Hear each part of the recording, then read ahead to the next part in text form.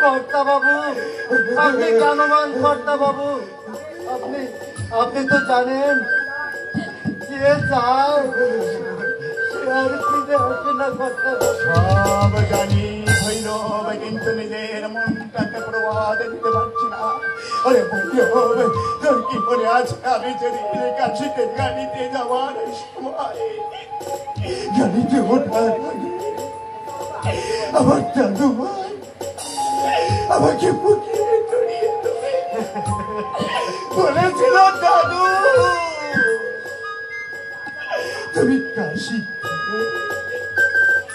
আমার জন্য খেলনা, তাই তো নিয়ে এসেছি আমার দাদু ভাইয়ের জন্য খেলনা। সব সব খেলনা আমি কিনে কিন্তু মা, আমার দাদু ভাইয়ের কি হয়েছিল?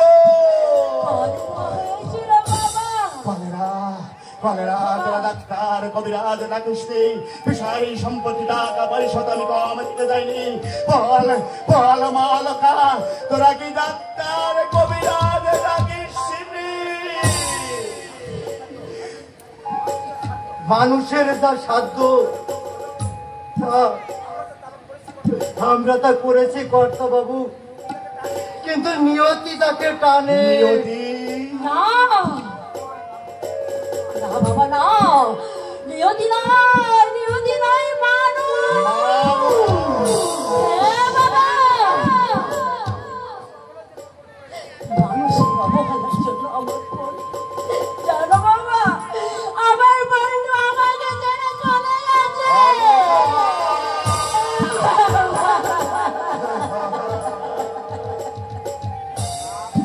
বাবা, ছেলের অসুখ থেকে বাড়ি থেকে বেরিয়ে গেল, 4-4 দিনের মধ্যে দেখা কথা একটিবার খোঁজ নিয়ে দেখল না। কোথায় ছিল সমারে? কাজীপাড়া। বাবা, কাজীপাড়ায় কলেরা হয়েছিল বাবু, তাই দাদা বাবু। চুপ করে শোয়া। নিজের সন্তানের ছেলে ওই কাজীপাড়ার মানুষের কিলমার দেখা তার বড় হয়েছিল। উচ্ছন্নে দাগ গ্রাম, আমার দাদু ভাই পল্টুকে তো বাঁচানো যেত। কর্তা বাবু, দাদা বাবু এগিয়ে না পড়লে গ্রামটা যে উজাড় হয়ে যেত।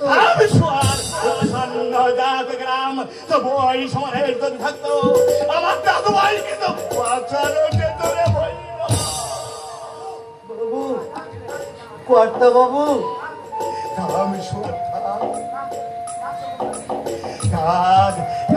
ভৈরব ডাক অলকা, সেই জানোয়ার নর পশু তাকে ডাক।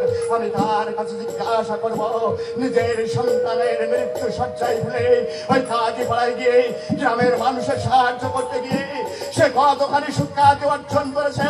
ডাক ডাক অলকা, ডাক ভৈরব, আমি সেই নর পশুটাকে জিজ্ঞাসা করবো। বাবু, আমি তাকে তাড়িয়ে দিয়েছি বাবা।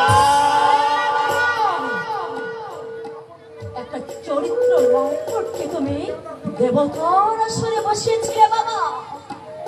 তুই কি বলেছিস বাবা? আমার সমরে বস্তিতে রক্ষিতা রেখেছে।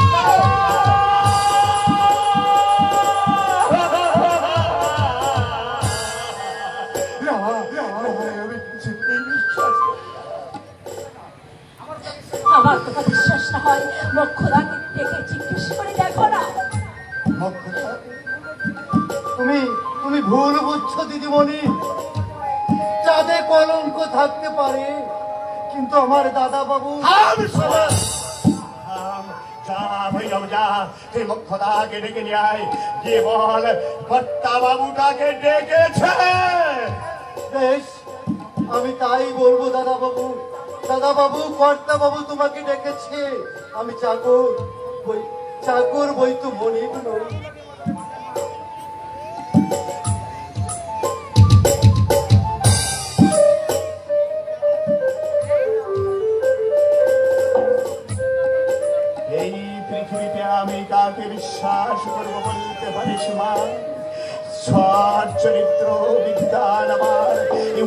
আমার ছিল উজ্জ্বল রত্ন, তাই কোথাকে আপন করে তার হাতে আমি তোকে সম্প্রদান করেছিলাম মা। বাবা বিশ্বাস কর মা, বিশ্বাস কর। আজ তোর সামনে করো করে হাত জোড় করে বলছিস মা, আমি চেয়েছিলাম ধনী দারিদ্র বৈষম্য বুঝিয়ে দিয়ে এই সমাজের বুকে একটা নতুন প্রভাব সৃষ্টি করতে। বাবু আমাকে দেখেছেন কর্তা আমার বাবু? কোন বস্তিতে থাকে তুই জানিস? কেন জানবো না বাবু, আমি মুখ্য হতে পারি তাই বলে কানানো। মেয়েটা দেখতে কেমন? দেখতে মোটামুটি, তবে যৌবন আছে। বাজারে মানুষের যৌবন আবার সহজে যায় না। চুপ কর! মূর্খরা, আমি যা জিজ্ঞাসা করছি তাই বল। এই, আমি যেটা জিজ্ঞাসা করছি তার জবাব দে। বলো। কতদিন ধরে ওই বস্তিতে যাতায়াত করছে? তা হলো বই কি 5-6 মাস হবে। তুই নিজের চোখে দেখেছিস? হ্যাঁ, হলপ করে বলতে পারি। তা আবার দেখিনি বাবু। আমার বন্ধুজির বাপের বাড়ির পাশে ঘর। চৌপা রাত দিন হাসাহাসি, নাচানাচি, ঢলাঢলি, একসঙ্গে বায়োস্কোপ দেখা, চুপ কর, শয়তানি! অত সব কথা তোর কাছে আমি জিজ্ঞাসা করছি না। ছি ছি, একটা শিক্ষিত জানোয়ারকে আমি বিশ্বাস করে, অথচ আমি বাবা তুমি আমাকে একটু বিষ খেলো বাবা। সেই বিষ খেয়ে আমার সমস্ত জ্বালা আমি দূর করে না মালকা বীজ খাবে কেন মা? বর্তমান সময়ে যুগের মেয়েদের অনেক পথ খোলা আছে। আমি কথা দিচ্ছি মালকা, তোকে আবার আমি নতুন করে বিয়ে দেবো মা। বাবা। তোর যদি আমার থাকে মা, সেটা আমি করবো না। তবে একটা কথা বলি মা, আমার যেটুকু বিষয় সম্পত্তি যা কিছু আছে, তুই সারাটি জীবন যদি বসে পড়ে থাক, তা কিন্তু ঘুরাবে না মা। দিদিমণি দিদিমণি, পেয়েছে তোমার আপত্তি কিসের দিদিমণি? এই যে আমার পঞ্জি পদ্মা, ওকে আবার বিয়ে দিলাম। এ ঘরে সুখ হলো না, অন্য ঘরে বিয়ে দিল। তাই বলে লাঠি ঝাঁটা খেয়ে তুমি ওই একটি মরদের ঘর করতে যাবে? চুপ কর!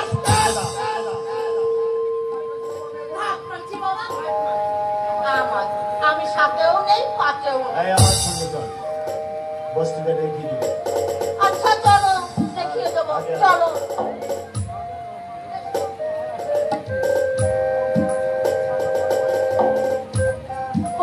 নারায়ণ সাক্ষী এখানে 7